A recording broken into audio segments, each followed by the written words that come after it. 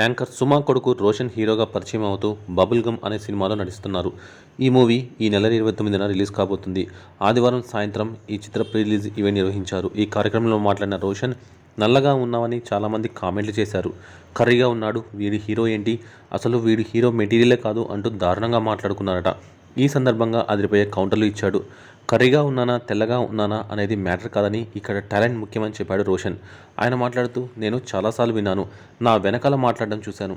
అరే వీడు హీరో ఏంటి మస్తు కర్రీగా ఉన్నాడు, హీరో ముఖం కాదు బొక్క వేస్ట్, హీరో మెటీరియల్ కాదు అన్నారు. నేను ఇలానే పుట్టాను, ఇలానే ఉంటా. ఒక మనిషికి నలుపు తెలుపు అందం కాదు బ్రదర్, సక్సెస్ని డిసైడ్ చేసేది ఆ మనిషి హార్డ్ వర్క్, టాలెంట్, డిసిప్లిన్ మాత్రమే నిర్ణయిస్తుంది.